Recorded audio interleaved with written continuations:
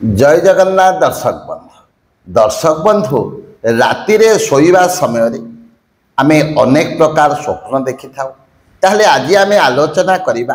राति रे शोइथिबा समय जदि कोनोसी मृत व्यक्ति को स्वप्न रे देखुचे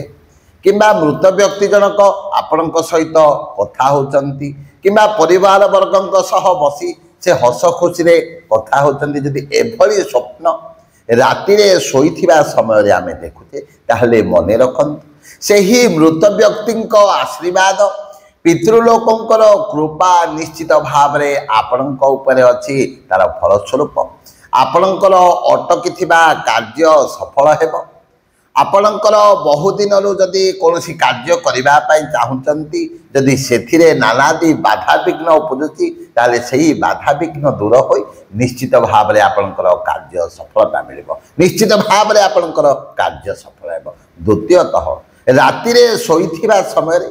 जदि निजर मृत्यु को देखुचंती अर्थात निजे मरी जाइचंती एभली स्वप्न देखुचंती ताहले एहा अत्यंत शुभंकर एवं मने रखंतो एहार फलस्वरूप आपणकर आयुष वृद्धि हेबो काहींकि शास्त्र रे एही कथा वर्णित रहिछि गरुड़ पुराण रे एही कथा वर्णित रहिछि जदि राति रे सोइथिबा समय रे निजर मृत्यु को आमे देखुचे एहा द्वारा निजर आयुष वृद्धि होइथाए। तृतीयतः राति रे सोइथिबा समय रे आमे जदि कोनसी परिवार वर्गं को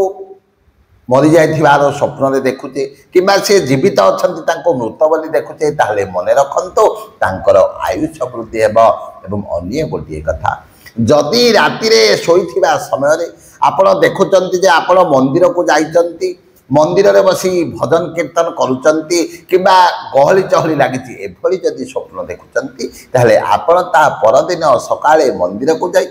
किछि सत्संगर व्यवस्था करंतु किंबा मंदिर रे किछि लोकन को खाइबा को दियंतु भगवानकर नाम कीर्तन करंतु एहा द्वारा आपणकर निश्चित भाव रे मंगल हेबो। तेनु आमे जो राति रे सोइथिबा समय रे विभिन्न प्रकार स्वप्न देखुचे किछिटा स्वप्न निश्चित भाव रे आम पाई मंगलदायक होइथाय। आउ गोटिए कथा जदि देवादेवी को आपण स्वप्न रे देखुचंती ता परदिन सकाळे निश्चित भाव रे प्रथमे सूर्य को अर्घ्य प्रदान करि सारिबा परे सेही मंदिर को जाई गोटिए दीपटिए प्रज्वलित करंतु भगवान को किछि पूजा करंतु एहा द्वारा आपणकर आयुष वृद्धि हेबो एवं भगवानकर कृपार बारी आपणक उपरे वर्षण हेबो एवं आपणक जीवन रे लागि रहिथिबा नानादी समस्या नानादी बाधा विघ्न निश्चित भाव रे दूर हेबो एवं देवादेवी कृपा सदा सर्वदा आपणक उपरे वर्षण हेबो। जय जय जगन्नाथ जय जय जगन्नाथ जय जय जगन्नाथ।